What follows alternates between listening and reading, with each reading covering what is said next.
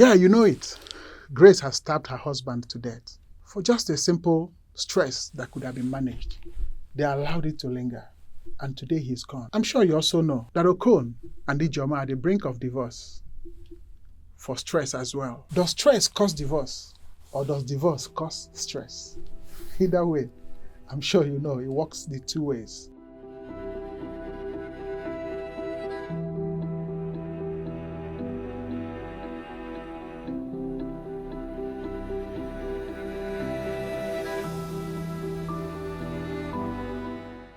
In the whole world, if we're looking for places where divorce is common, is in the Maldives. And then in Nigeria, we have the highest number of divorce in Kano.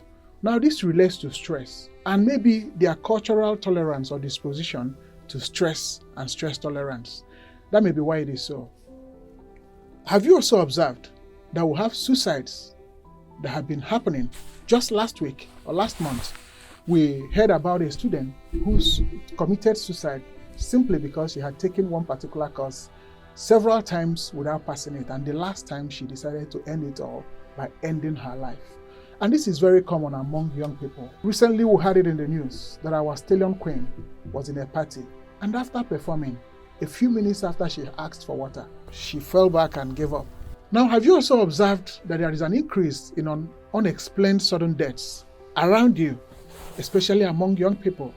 Initially, I was thinking it's about people who are fat, who are big, on the large size that usually slump, probably because of hypertension and all of those. It happens. But I want to tell you that the beginning point of this incessant, unexplained slumpings and deaths could be traced to stress and how stress is being managed. Over 120,000 people die every year. 120,000 persons every single year. And I don't want you to be counted in this number. And also, you know that 90% of the illnesses that people suffer or find around us are all attributed to stress, including diabetes, hypertension, obesity, anxiety, and the most interesting, aging. That's why you will have people who are much younger than yourself. They'll be calling you sir, uncle, daddy, just because you look older than yourself, simply because you didn't manage your stress level. Heart problems can as well come. And that's why we have heart failures, heart attacks, and all of those. We can also have gastrointestinal stress or challenges following stress. Stress is not good for anybody, including yourself. Stress could make you quite unstable.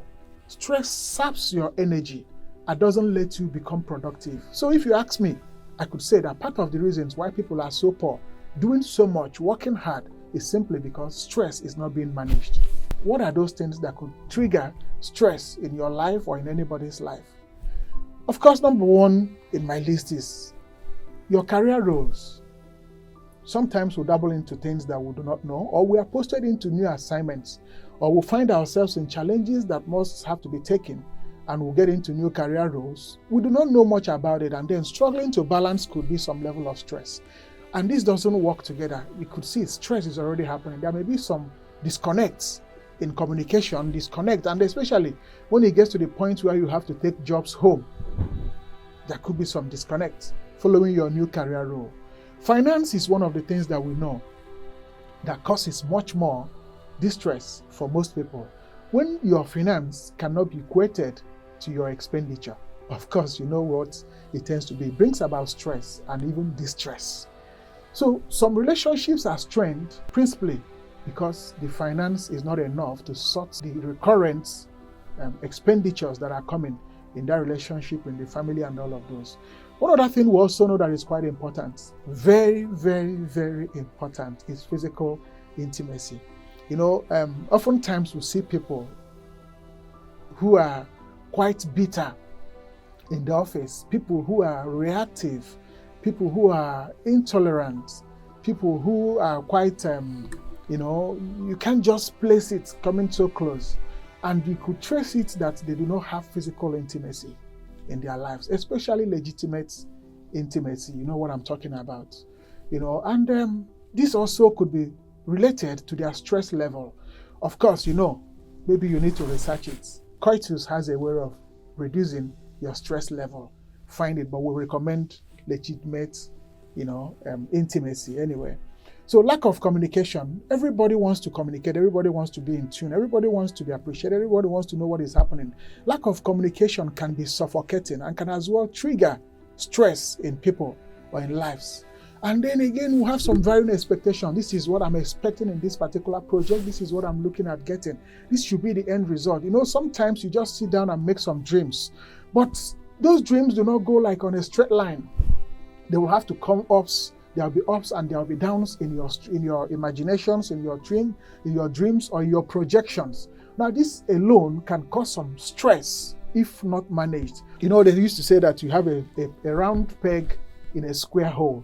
When this happens, it causes some level of stress, both in marriage, in the office, anywhere, in the business. If you do not actually have the right resources for the right challenges, it could be some problem for you. Maybe you want to get married and you're expecting that man, like somebody said, that I want to marry a Yahoo boy that is God-fearing. And of course, these are things that you may not actually get. I don't know how a Yahoo boy could be God-fearing at the same time. So you want to have this, and then the expectations of what you get is out of place. And that will as well bring some level of stress. And then abuse, verbal abuse, physical abuse, all kinds of abuse, can all bring about stress in your life. But what happens when you're so stressed? Your performance definitely is going to be low. And that's why I say that the number one reason for poverty can as well be related to your stress management. If you don't have the nerves to manage stress, you may as well end up a poor man, even in the offices. And that's why it's important that even some administrators should pay attention to their workers and know what is their stress level. How well do you know them? What are they going through? If you want to increase your output, pay attention to the stress level of your employees or your team members and how they're going. That could help in their productivity. Now, stress can as well help your impaired judgment. It can help you to take wrong decisions. It can help you very well in the wrong direction. You won't have a proper execution. You won't have the best of outcomes because you're stressed. Your mind is not together. Stress can as well bring you to losses and wastages. And that's why I recommend that when you're so stressed, why don't you take a break? Must you go on? Must you do it? Must it even be now? If you don't do it, some other person may as well do that. So why incur some losses and wastages when you can manage your stress level and do something differently? I just learned something recently, being comfortable in your loneliness. Being comfortable in your loneliness. When nobody is there, can you just be on your own? Can you just be? Rest. Even if you're not sleeping, just be at rest.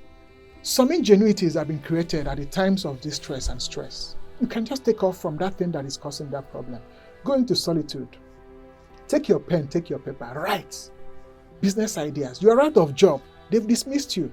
You don't have anything to do. Your business has gone down. And you're already under stress. You're under pressure. Bills are coming.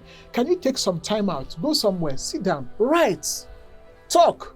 Even if it means talking to yourself. Talk.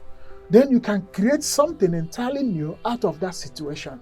That would have given you some level of mastery over your stress. You can listen to some music. So many people do like this. Listen to music. You can listen to music, all manner of music. Just listen to them. Forget about the worries of the moment and be absorbed in the place of the music. And in case you don't also know what else to do, you can subscribe to this channel so that we can have some more discourse on all of these issues.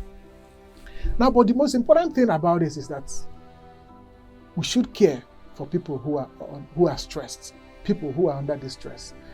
Prolonged stress is what causes depression.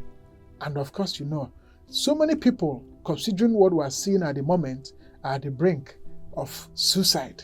Depression is on the increase. So we need to watch it. Can you care for your team member, your colleague? Can you care for your spouse? Can you care for your siblings? Can you just care? Find out what is happening. Sometimes you could just help them to think about what is happening. Help them to write. Help them to talk. Help them to even eat right. But must be sure that their stress level is managed. If we can do this, we can live longer. Some of us are planning to get up to 80. Like I always say, I want to be 90, and then I'll do my punk and sew my tapas trouser and begin to tell people about the stories of my youth. I'm sure you're wishing to get up to that age and do the same. But we can't be there if stress overtakes us. Let's kill stress before it kills us. I'd like you to share this with someone who is going through things right now, and subscribe to our channel.